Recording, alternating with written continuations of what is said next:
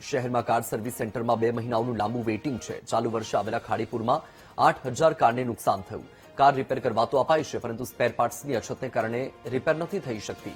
વાપી, સુરતથી માંડીને અમદાવાદ સુધી કારના સ્પેર પાર્ટ્સની અછત છે। કબાડી બજારમાં સ્પેર પાર્ટ્સના ભાવમાં 25 થી 30% વધારો થયો છે।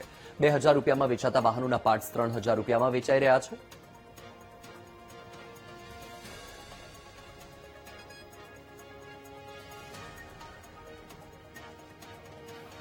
વાપીથી શરૂ કરીએ તો આમ બાજુ અમદાવાદ સુધી તમામ જગ્યાએ ધોધમાર વરસાદ વરસ્યો અને સુરતમાં જે રીતે ખાડીપુર આવ્યું અને પાણી ભરાવાની સ્થિતિ સર્જાઈ તેને લઈને સૌથી મોટી સમસ્યા જે કાર માલિકો હતા તેમને સર્જાઈ છે। અને અત્યારે આપણે એવા સર્વિસ સ્ટેશન પર પહોંચ્યા છે કે જ્યાં કારની આ તમામ જે સર્વિસ થતી હોય છે। જલારામ ઓટોમોબાઈલ્સ સર્વિસ સ્ટેશન પર આપણે આવ્યા છે અને ત્યાં મોટા પ્રમાણમાં આ જે પાણીમાં ફ્લડમાં ડૂબેલી જે કારો જે છે તે રિપેર થવા આવી રહી છે। પરંતુ હવે મોટી વાત એ છે કે આ કારો જે રીતે ડૂબેલી આવેલી સ્થિતિમાં આવે છે, ફ્લડમાં ડૂબેલી સ્થિતિમાં આવે છે ને હવે તેના સ્પેર પાર્ટ પણ મળતા નથી। શહેરમાં એટલી મોટી અછત સર્જાઈ છે કારણ કે વાપીથી લઈને અમદાવાદ સુધી તમામ જે મોટાભાગના વિસ્તારોમાં પૂર આવ્યા છે અને ત્યાં તમામ કારો જે છે તેના સ્પેર પાર્ટ અત્યારે ભારે શોર્ટેજ જોવા મળી રહી છે।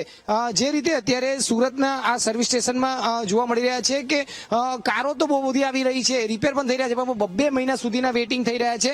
અને હવે તો જે કબાડી બજારમાંથી સસ્તા ભાવે જે સ્પેર પાર્ટ લેવા પડે તેવી સ્થિતિ છે, તો ત્યાં પણ 25% થી 30% સુધીનો ભાવ વધારો થયો છે અને ત્યાં પણ શોર્ટેજ મળી રહી છે। આપણી સાથે જે છે તે ગેરેજના સર્વિસ સ્ટેશનના માલિક જોડાયા છે, તેઓની સાથે વાત કરીશું પરેશભાઈ સાથે।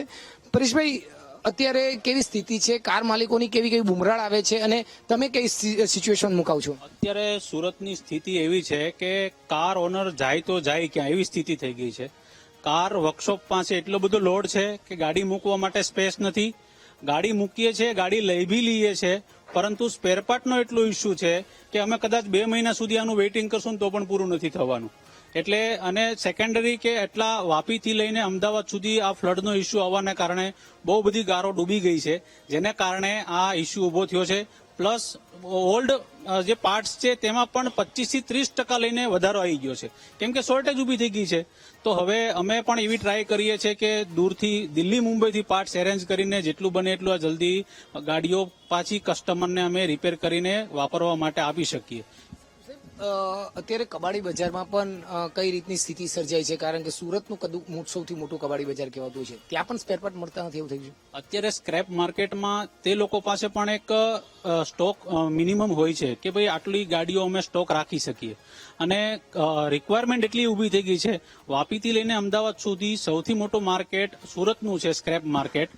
અહીંયાના સ્ક્રેપ માર્કેટના જે ઓનરો છે એવું કહે છે કે પરેશભાઈ, અમારી પાસે આજની કન્ડિશનમાં દેવા માટે પાર્ટ્સ નથી। ઇન્ક્વાયરીઓ 100 છે, પ્લસ વધારે કસ્ટમરને રિપેર કરવી છે ગાડીઓ, પણ મળતો નથી સ્પેર, તો શું કરીએ? એટલે અત્યારે અસમંજસમાં છીએ કે શું કરીએ। કસ્ટમરો વેઇટ કરવા રેડી છે પણ પાર્ટ્સ મળતા નથી। એટલે જે રીતે અત્યારે જોઈ શકાય છે કે સુરતના આ પ્રકારે કારના વર્કશોપમાં આ સ્થિતિ છે।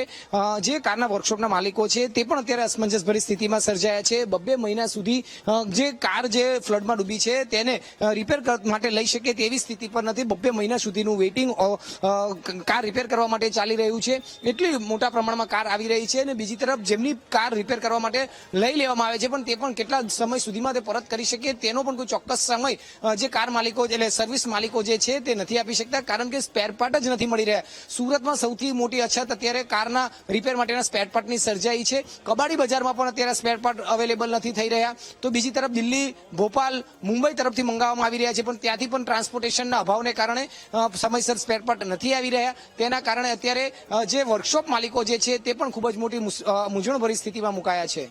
કેમેરામેન દેવેશ સોલંકી સાથે ધ્રુવ સોમપુરા, વીટીવી ન્યૂઝ, સુરત।